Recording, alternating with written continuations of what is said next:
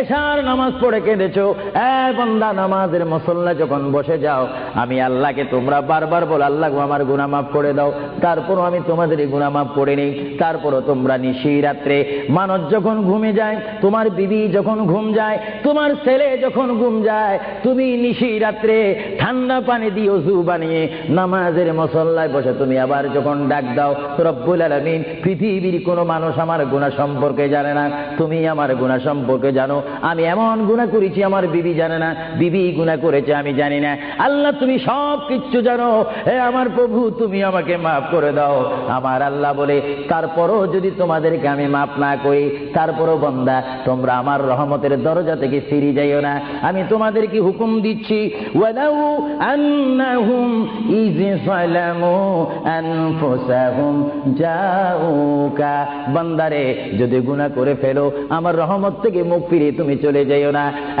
বান্দা আকাশ পরিমাণ যদি গুনাহ করো, পাতাল পরিমাণ যদি গুনাহ করো, সাগরের পানি পরিমাণ যদি গুনাহ করো, পাহাড় তুলনায় যদি তুমি গুনাহ করো, আমার দরবার থেকে তুমি নিরাশ হইও না।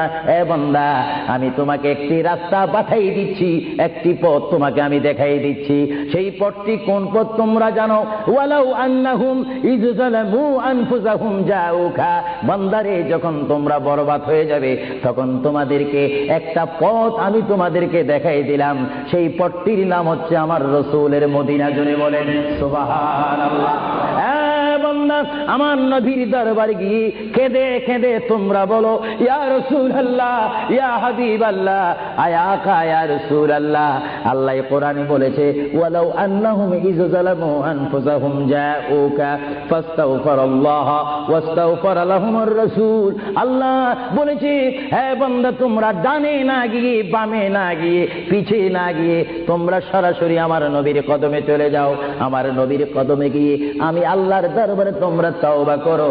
তওবা করতে করতে তোমাদের চোখের পানি যখন বাইর হয়ে যাবে, আর ওই মুহূর্তে যদি আমার বন্ধু যদি তোমাদের জন্য আমার দরবারে সুপারিশ করে, আমি আল্লাহ তোমাদেরকে ওয়াদা দিয়ে দিলাম, গ্যারান্টি দিয়ে দিলাম, আমার রাসূল যদি তোমাদের জন্য আমার দরবারে সুপারিশ করে, সঙ্গে সঙ্গে বান্দা তোমার অতীতের জীবনের কবিরা সগীরা গুনাহ মাফ করে দিব। জোরে বলেন সুবহানাল্লাহ, আরো জোরে বলেন। আমার আপনার গুনাহ মাফ করার জন্য রাসূলুল্লাহর দরবারে যাওয়ার দরকার আছে কিনা? চিৎকার জীবন আছে কিনা?